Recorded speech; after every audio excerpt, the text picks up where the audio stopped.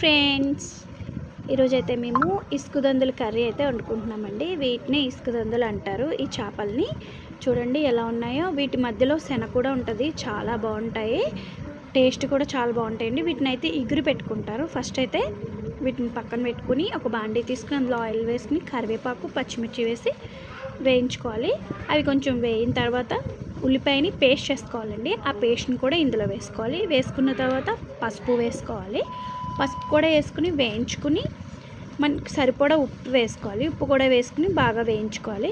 వేయించుకున్న తర్వాత ఇందులోకి మసాలా అయితే కావాలి కదండి. దాన్ని అయితే నేను ఏం చేస్తానంటే అల్లం, వెల్లుల్లిపాయ, ధనియాలు, జీలకర్ర, దాల్చిన చెక్క, లవంగా కలిపి పేస్ట్ చేసుకున్నాను. ఆ పేస్ట్ని అయితే వేసి అదిగో చూడండి వేసాను కదా, వేయించుకున్నాను. అది కొంచెం వేయిన తర్వాత టమాటా కూడా పేస్ట్ చేసి వేసుకున్నాను. వేసుకుని బాగా వేయించుకుంటున్నాను. వేయించుకున్న తర్వాత కారం అయితే వేసుకుని నేను 3 టేబుల్ స్పూన్ కారం అయితే వేసుకున్నానండి. వేసుకుని బాగా వేయించుకున్నాను. ఇది బాగా దగ్గర పడేదాకా ఉంచుకుని అలాగే ఇందాక శుభ్రం చేసి పక్కన పెట్టుకున్న చేపలను కూడా ఇందులో వేసుకోవాలి. వేసుకుని ఒకసారి కలుపుకోవాలి. కలుపుకున్న తర్వాత కొద్దిగా వాటర్ వేసుకోవాలి.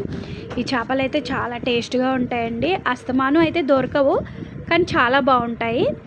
మీకు దొరికితే కనుక ఇలా కర్రీ వండుకోండి, చాలా అంటే చాలా టేస్టీగా ఉంటుంది. అలాగే ఇప్పుడు వాటర్ కూడా వేసుకున్నాం. వాటర్ కూడా వేసుకున్న తర్వాత ఒక్కసారి కలుపుకోవాలి. ఎక్కువ కలిపితే చేప అన్నది విడిపోతుందండి, అందుకే మేము ఇట్లా కదుపుతున్నమాట. చేపల కూర ఎప్పుడు ఇలాగే చేసుకోవాలి. చాలా అంటే చాలా బాగుంటుంది. చూడండి బాయిల్ అయిపోయింది మొత్తం. ఫైనల్లీ ఇందులో కరివేపాకు వేసుకోవాలి. అంతేనండి, ఫిష్ కర్రీ అయితే రెడీ.